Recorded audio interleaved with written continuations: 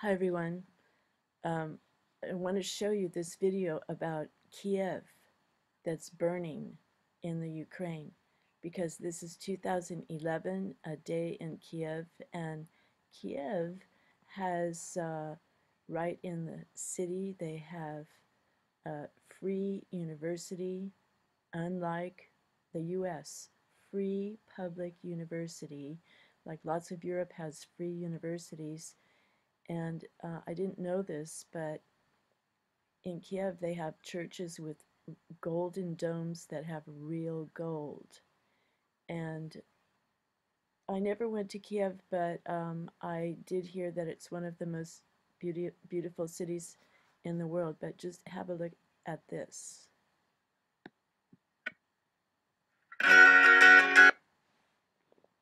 Sorry for that.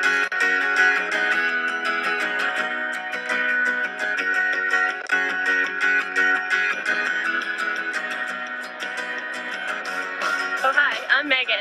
I'm from the U.S. I'm here. I've been here for a month, and I'm going to be here for another month, and I'm just here to show you around Kiev a little bit, some tourist attractions that you might be interested in. As you can see right here, it's Shevchenko University. It is actually the best university in Ukraine. It's a public institution, which is kind of surprising, since all of the top institutions in America are all private. So it just shows you how great the public education is here. As you can see, it's this striking red color.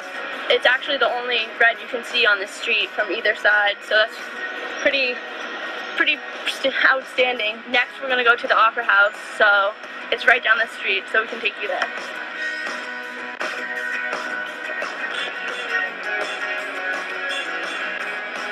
Here we are at the Opera House. It was built in the mid-19th century, and it actually burnt down 30 years later, kind of like in The Phantom of the Opera by Andrew Lloyd Webber. Maybe that's where he got the inspiration from. I don't know. But I like the architecture on this one a lot better. The original was kind of square and not very detailed. This is actually very, very exquisite. And as you can see right now, they're actually filming for a movie about World War II. And this is actually supposed to be a recruitment camp for the former Soviet Union. Well, next we're going to the Golden Gate. Don't confuse it with the Golden Gate Bridge like I did. Something completely different. So that's where we're off to next.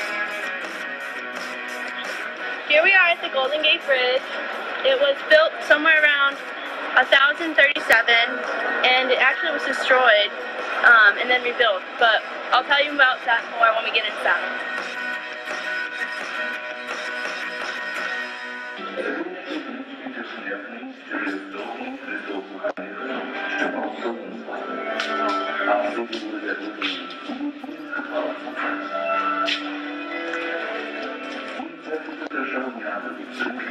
So you can see, like, they have part of the original gate that still remained here, and then they have all the pink stone. It's all the stuff that was rebuilt. So many stairs. I think you can go out on each level and observe the different views. But we're going all the way to the top.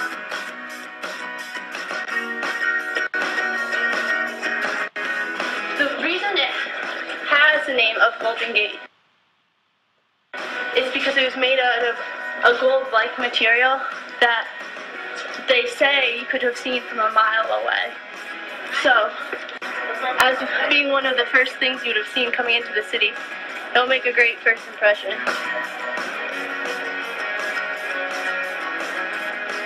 Here we are at one of my favorite places. It's St. Sophia's Cathedral. It was actually built around the same time as the Golden Gate. It took 3 decades to complete. It's one of the many Golden Dome churches here in Kiev.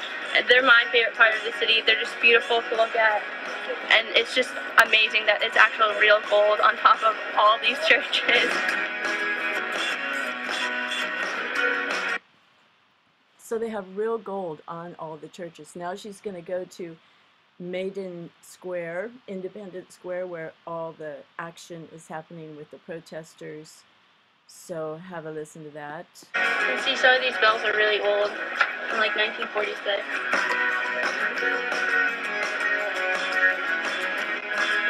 So here, as you can see, there's more bells. There's everywhere. There's tons of bells up here.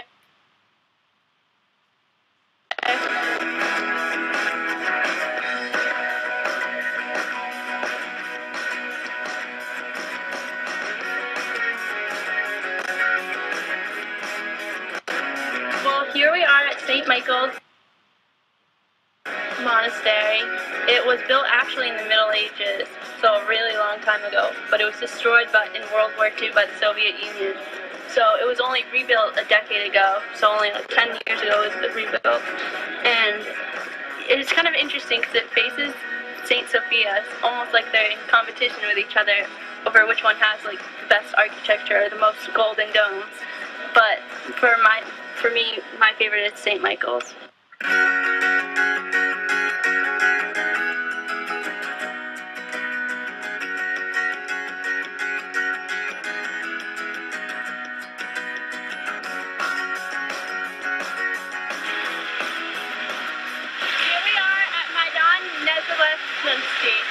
And this literally means Independence Square. As you can see, there are many fountains and beautiful monuments here, including this one. The square was given the name Independence Square after Ukraine's independence in 1991. And it's very modern now. It has an underground mall. This is the site of the first metro station. It's very interesting. It's so great to just enjoy the sun out here. As you can see, a lot of people are enjoying the fountains. Okay, this was before. Such as me. Nice to cool off after a hot day. Sorry, I have to stop it now, but that was before, in 2011. And look at this. You've got to watch this. Pete Santilli explaining what's going on in the Ukraine. And then, look at this. All Eyes on Syria is the reporter making this about the Ukraine. And so what's really going on in the Ukraine is going to have repercussions for all of us. So this one, Pete Santilli, please go watch it, and please go watch this one and wonder, because the All Eyes on Syria is supportive of the Syrian army and I forget the one that is supported by Prince Bandar, who's getting all the money and weapons, and they're reporting about this in the Ukraine. But it's kind of interesting. We should think about it. Watch this.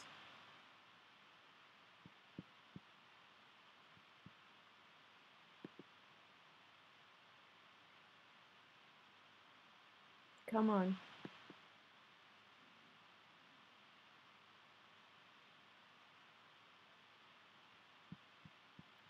A little slow today. Anyway, it's 5 a.m. and 56 seconds, and I have to leave in 56 minutes. I have to leave in 4 minutes. 3 minutes. Oops.